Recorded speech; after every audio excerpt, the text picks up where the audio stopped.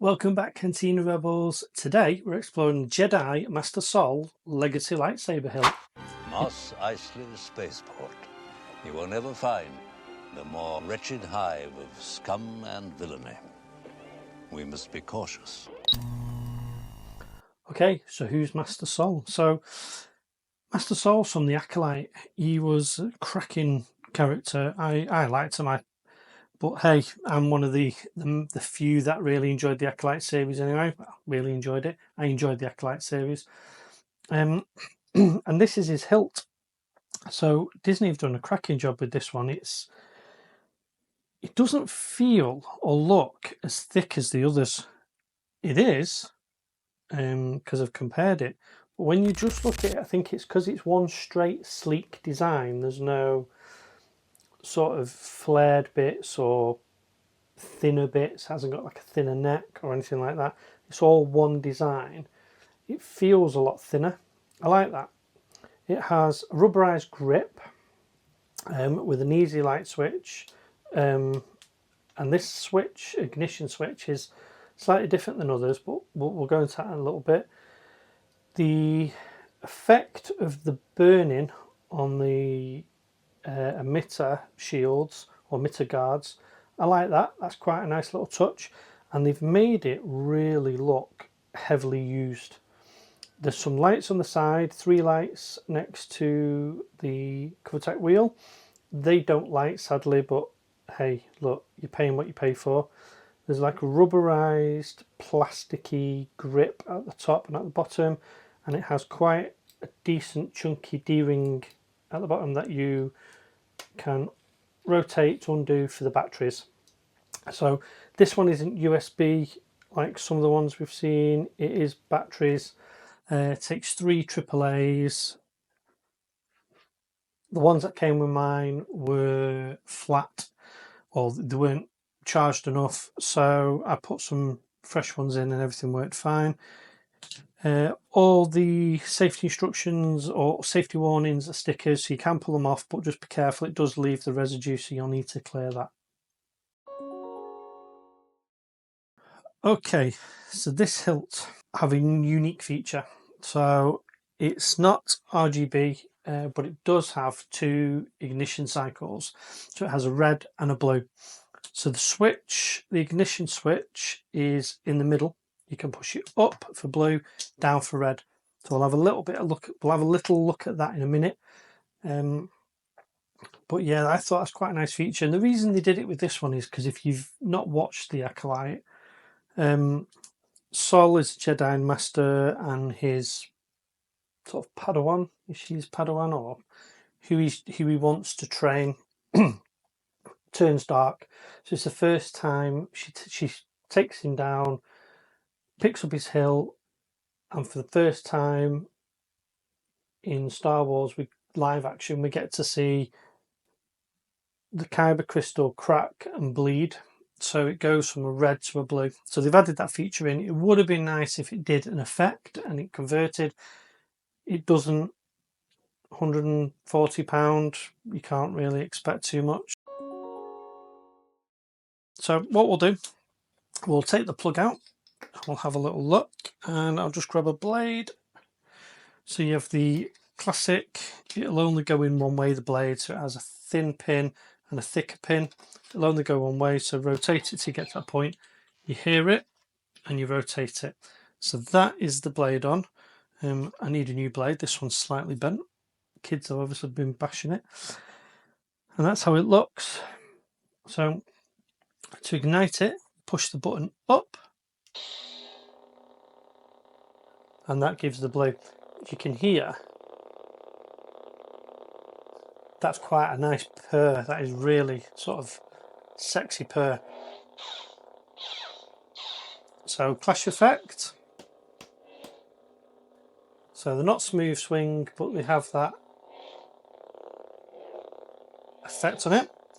We take it back down to the middle, switches it off. But if we pull it down,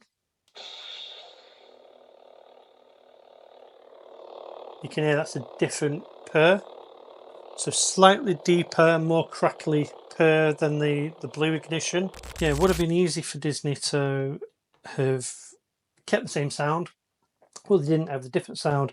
So clashes are all the same, but the swing is different from the red to the blue, as is the ignition and turning it off. So when you turn it off, it's a different sound for each one. So what I'll do now, I'll flick the light off and we'll have a look at it in the dark.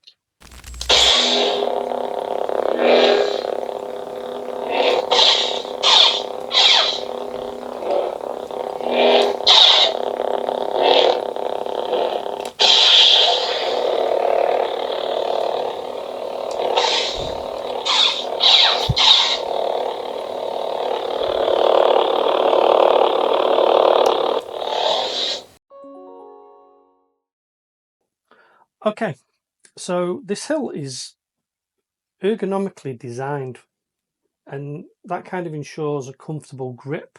So it's suitable for both display and probably light dueling. I know Disney say don't duel with them, but we all do. It's got a good weight to it. I like it. It's not too heavy one end or another. It's quite evenly balanced.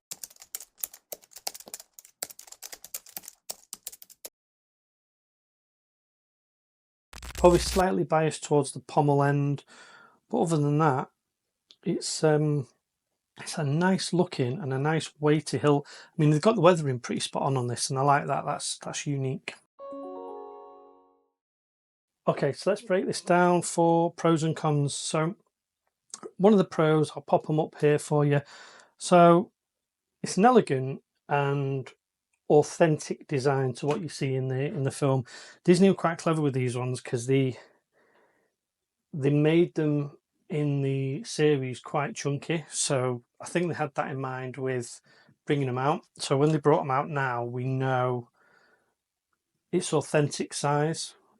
People won't like that, but that's how they did it. So if you get thinner ones from other companies, they're not how it was in the TV series. They were purposely made chunkier for that reason. The blade is quite bright. I would probably say it's one of the brighter ones they've done. The blue and the red. They're a good brightness, especially with fresh batteries.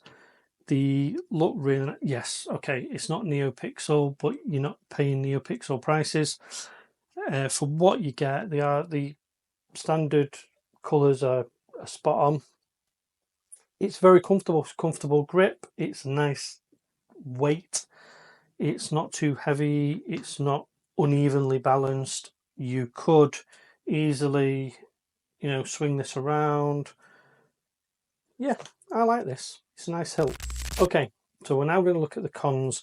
There's not really any for this. I'm going to nitpick if anything. Some people won't like the fact it is a plain sort of shape. There's no sort of defined areas. It has the golden rule of three that Finding the Force likes to say, and I agree with you.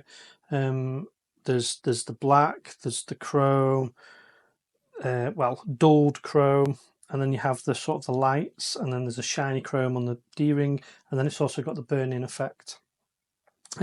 Some people though won't like that fact that it's quite plain. The other one, if I have to gripe and have to push, is there's no rechargeable charging, so there's no USB. There's no reason Disney can't start implementing USB charging into it. They send out batteries with almost all the hilts anyway, so the money they save by deleting that option, they could probably integrate a USB port. We know you can get a USB charging cables for next to nothing on eBay and places like that. So Disney, please, going forward, can we have rechargeable ones? It'd be a lot easier than having to put batteries in, take them out, put batteries in, take them out. Anyway. So, my thoughts. I think this is a must buy.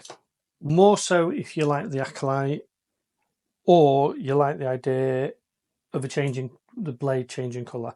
Yes, it's not NeoPixel or anything like that. You can't twist it and change the colour, but you can do it pretty quick.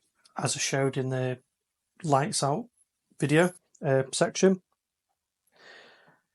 Should you buy it? £140. It's one of the cheaper ones they've done. It comes in the clamshell box, so it doesn't come with a hilt, with a blade. Not so much a problem if you're in the US. If you're in Europe, the blades are hard to come by.